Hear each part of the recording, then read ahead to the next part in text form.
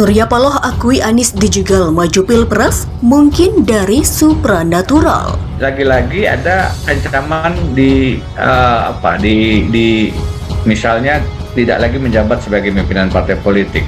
Nah ini terkait dengan dukungan kepada Anies. Jadi saya pernah berkomunikasi dengan salah satu pimpinan partai, ada kebutuhan untuk advokasi hukumnya. Saya bilang oke, saya bisa bantu, syaratnya cuma satu, katanya, tidak mendukung Anies Baswedan. Jadi partai ini kemudian menarik untuk didiskusikan karena saya bilang bukankah Anda basisnya adalah pemilih-pemilih Anies. Dia mengatakan betul, dan kenapa tidak mendukung Anies? Nanti 2024 bisa hilang. Jawabannya menarik. Kalau tidak mendukung Anies, ya mungkin 2024 hilang. Tidak ada lagi di parlemen, tidak cukup electoral threshold-nya. Tapi kalau mendukung Anies sekarang, hilangnya sekarang, gitu. Persoalannya kan Pak Jokowi memang dari awal nggak mau Anies. Cawapres saja Pak Jokowi itu udah nggak mau. Apalagi menjadi capres. Itu terucap. Ya awalnya Bang Surya itu kan membawa pasangan, yaitu Ganjar presiden, Anies cawapres. Nah, kalau Ganjar sebagai capres oke. Tapi Anies walaupun sebagai cawapres Pak Jokowi nggak mau. Tapi ada juga faktor yang lain, ada aktor yang lain gitu. Sehingga nanti bisa masuk ke putaran kedua. Nah di putaran kedua itulah diharapkan kemudian akan ada pertautan antara all president men ini. Itu skenario pertamanya tuh. Atau kita lihat 2 bulan ke depan. Kalau dalam jangka 2 bulan ke depan misalnya, salah satu di antara 2 orang ini memiliki suara yang signifikan untuk maju, bisa saja mereka dileburkan. Tapi faktor Anies nggak bisa dihilangkan, sebab itu justru batu loncatan bagi all president men itu tadi untuk mendapatkan suara. Kalau nggak ada counterpartnya yang bernama Anies, di salah satu media televisi nasional kan saya sudah katakan, tidak patut seorang presiden membawa calon presiden bersama dalam satu pesawat. Tidak patut juga presiden berbicara tentang siapa yang layak jadi calon wakil presiden bagi salah satu kandidat calon presiden.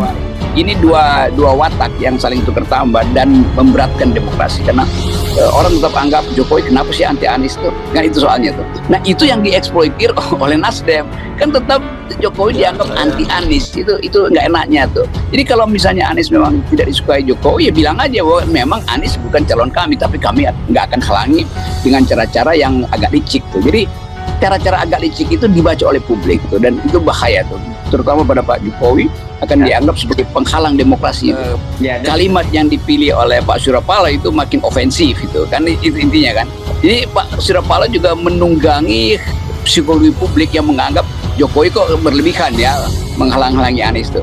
Tapi Jokowi masih simpan kartu yang juga publik tahu. Jangan-jangan memang Surya Paloh punya problem sehingga saya tidak yakin juga akan berubah ya. Tetapi paling tidak memberitahukan kepada publik halayak apa yang sebenarnya terjadi, lobby-lobby, gerakan-gerakan politik di balik layar yang berusaha untuk memanipulasi pilihan presiden. Karena kan ini harusnya pilihan rakyat, bukan pilihan Presiden Jokowi, bukan pilihan oligarki. Nah oligarki ini juga yang harus dihitung sebagai para pebisnis yang punya kepentingan tadi. Ada keinginan Presiden Jokowi yang maju di 2024 nanti itu adalah all president men.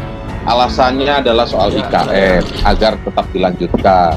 Kemudian soal bagaimana keselamatan pasca menjabat dalam konteks hukum gitu kan. Maka orang-orang yang maju ini harus orang-orang yang mampu meneruskan kinerja dirinya, kurang lebih seperti itu Bang Rey.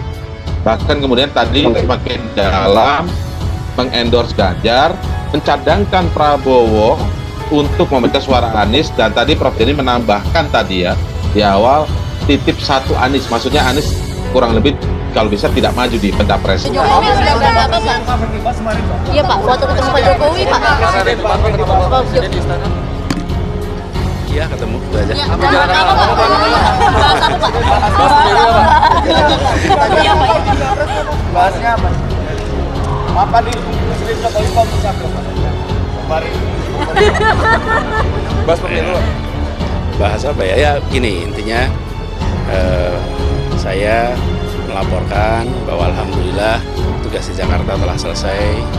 terima kasih atas support, atas bimbingan yang selama ini beliau berikan sebagai presiden kepada gubernur, dan kami bersyukur bahwa program-program di Jakarta berjalan dengan baik.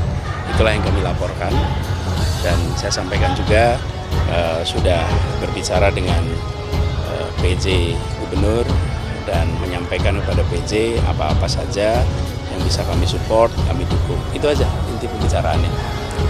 Pamitan, karena ini saya melihat ini adalah adab, ini adalah etika. Apabila kita sudah selesai, maka kita melaporkan kepada yang menjadi atasan, dan atasan ini gubernur. Dalam konteks pemerintahan, ada pemerintah pusat yang dipimpin oleh Bapak Presiden. Apalagi saya bertugasnya di ibu kota. Bahkan kalau di ibu kota ini ada tamu negara pun gubernur ikut menjemput, gubernur ikut, itu otomatis karena ini bagian dari ibu kota. Jadi saya menjaga etika, saya menjaga adab dengan ketika selesai melaporkan. Itu aja sih. Itu aja. Ketua Umum Partai Nasdem Surya Paloh mengakui ada penjagalan yang diterima oleh bakal capres yang diusung Koalisi Perubahan untuk Persatuan Anies Baswedan untuk maju sebagai calon presiden di Pilpres 2024. Saya pikir itu konsekuensi yang harus diterima. Bagaimana kita berkilah tak ada penjagalan? Ya fakta lapangannya ada itu, pastilah itu, kata Paloh saat diwawancarai CNN Indonesia di Nasdem Tower Jumat 5 Mei. Meski demikian, Paloh mengklaim tak mengetahui siapa pihak yang menjegal Anies supaya tak maju Pilpres belakangan ini. Ia hanya mengibaratkan proses penjegalan Anies ini ibarat angin. Terasa namun tak bisa ditangkap bentuknya. Saya pun gak tahu, terasa bagikan angin yang menyentuh tangan dan bahu kita. Ada desiran tapi kita gak bisa tangkap angin itu. Itu saya tanya, Anies kok jadi ribut mau dipanggil KPK. Nah KPK-nya tuh begini, Pak, kami ini serba susah. Setiap kami mempersoalkan dana formula dan sebagainya, lalu dituduh mempolitisi, mau menjegal Anies, padahal tidak ada urusannya ini dengan Anies. Ini temuan BPK gitu loh. Sehingga kami merasa setiap nyebut ini lalu rame katanya ini menjegal Anies. Nah disitulah terjadi diskusi-diskusi saya dengan Denny. Saya cerita ketua partai ini kasusnya, ketua partai ini kasusnya. Ini menjadi sensitif. Ya. Tetapi tidak ada kita minta melapor ke presiden ini harus dijegal, ini tidak ada sama sekali.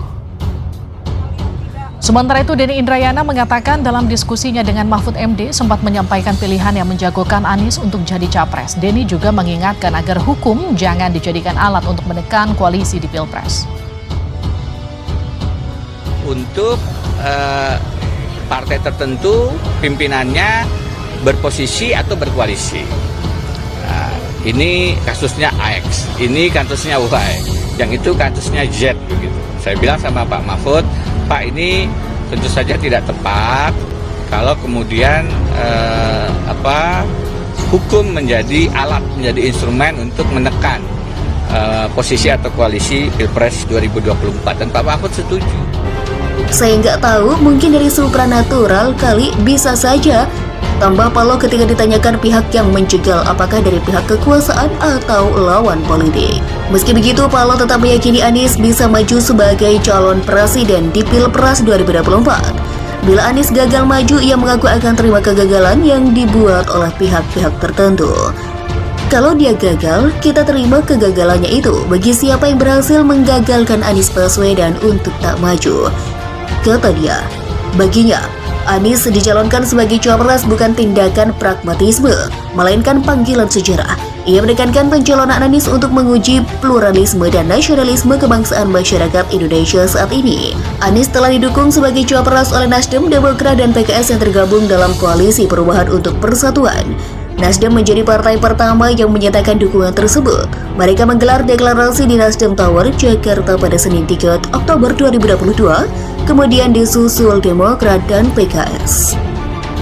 Ketua Umum Partai Nasdem Surya Paloh mengakui ada penjegalan yang diterima oleh bakal capres yang diusung Koalisi Perubahan untuk Persatuan Anies Baswedan untuk maju sebagai calon presiden di Pilpres 2024. Saya pikir itu konsekuensi yang harus diterima. Bagaimana kita berkilah tak ada penjagalan.